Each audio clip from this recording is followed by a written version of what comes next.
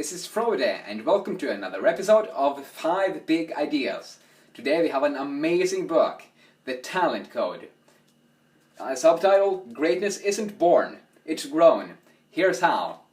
And the main premise of the book is that, as the subtitle suggests, that greatness isn't born.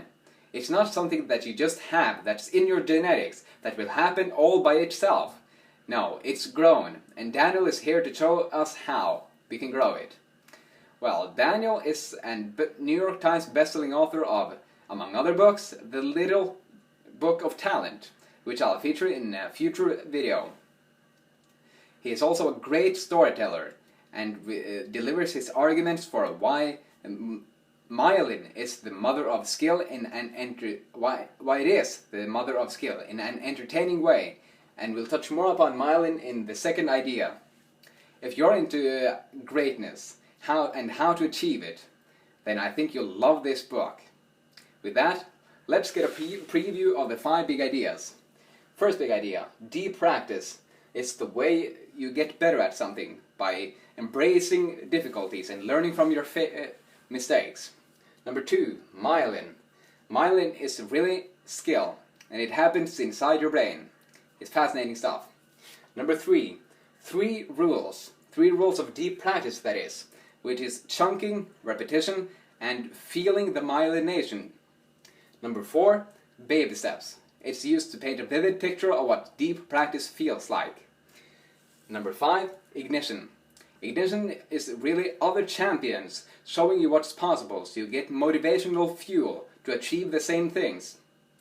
With that, let's get started with the first big idea, which is deep practice. Daniel says that deep practice is built on a paradox, struggling in targeted ways, operating at the edges of your abilities where you make mistakes makes you smarter. Basically, we need to embrace difficulties. And he shares a fascinating experiment to explain this. It was done by Henry Roediger at the Washington University of St. Louis, where he divided students into 2 groups that were going to study a natural history text. Group A studied the text 4 times. Group B studied the text only once, but were tested on that text 3 times. And the results? Well, Group B performed 50% better than Group A, even when they had studied only 1/4 as much as Group A. Well, this shows that the misconception that many people think about our brain as a tape recorder. We think that we just record everything that we read and hear and think we'll remember it for later. But no, it's more like a living structure, a scaffolding that you build every time you generate impulses by yourself. For example, by retrieving something you have learned. And the more scaffolding you build, the faster you will learn, because you have more mental hooks to build the new things you're learning on. So we want to embrace difficulties. And Daniel says that we want to struggle in certain targeted ways. Target the struggle. Because that's the only way that we get better at things. In the book, Angela Duckworth echoes this wisdom in her book Grit by saying that rather than focus on what they already do well, experts try to improve specific weaknesses. So what are your weaknesses, and how can you improve on them to improve your skill? Now the second big idea is myelin. And Daniel says that skill is myelin insulation that wraps neural circuits and that grows according to certain signals. And it delivers 3 basic facts around how myelin works.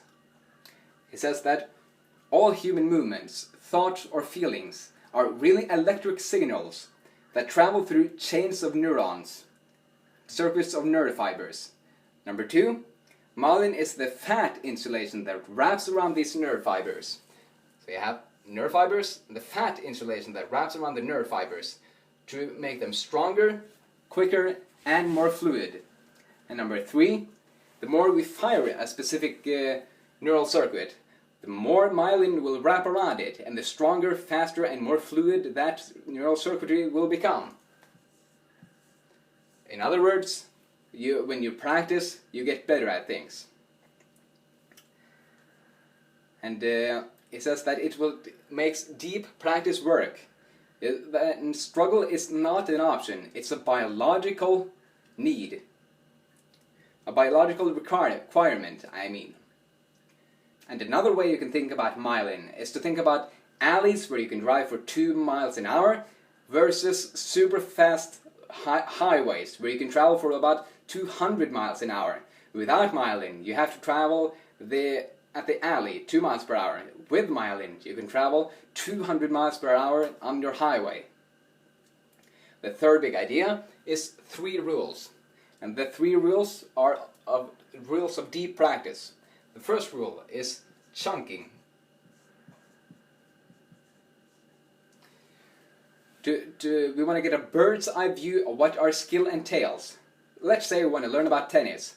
We need to chunk it by first absorbing everything we can about it, read about it, watch videos of other people playing tennis, before we then choose a specific component that we want to practice.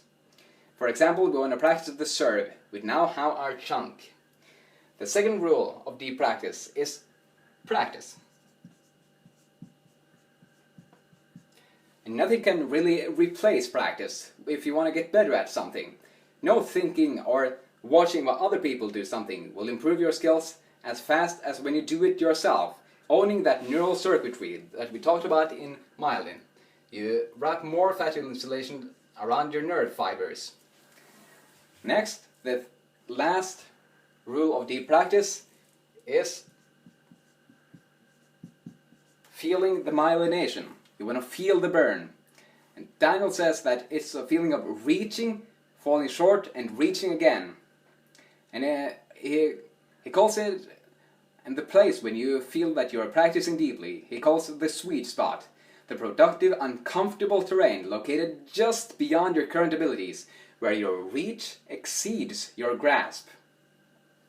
We want to stay in that spot for a long time, that I'll talk about more in baby steps. So how can you use the 3 rules of deep practice? By chunking down your skill into specific components, practicing that components, and feeling the burn as you practice. The fourth big idea is baby steps. So the sweet spot is a great way to paint a vivid picture of what deep practice feels like. You could think of it as Clint Eastwood's squinting in his movies. But another way to look at it is the picture of staggering babies. In a study, Norwegian and American researchers wanted to find out what made babies improve at walking. And what they found out was that the key factor was not their height, their weight, their brain development, or any other innate trait, but rather it was the time they spent firing their neural circuits, trying to walk. And this paints a vivid picture, because when you're trying to learn new things, you can picture yourself as that staggering baby, intently stumbling toward your goal, toppling over, and then getting up and trying again. What's fascinating is that the study also showed that the longer those babies would allow themselves to stay in that uncomfortable place that any sensible person would try to avoid, the faster they grew their skill. The babies who just fell took a lot longer to improve their skills. So, you want to take baby steps? How can you take 1 baby step today, improve by just 1% or 4%? To improve one single aspect of your skill. Then the last big idea is ignition. And ignition is really motivational fuel, because what Daniel talks about is that champions can provide you with a lot of motivational fuel. For example, you can think of an example that Russian sprinters have, if they have never won an Olympic gold medal, but suddenly a sprinter wins an Olympic gold medal. That will show other Russian people that it's possible for them too. Daniel shares an amazing example to prove this point. Imagine it's May 1954. Nobody has ever run the sub-4-minute mile. Athletes and physiologists alike regard it as an unbreakable physiological barrier. But that's only until Roger Bannister, a tiny Oxford medical student, beats the sub 4 minute mile. He runs it in 3:59.4. And that's Sports Illustrated calls it the greatest accomplishment of the 20th century.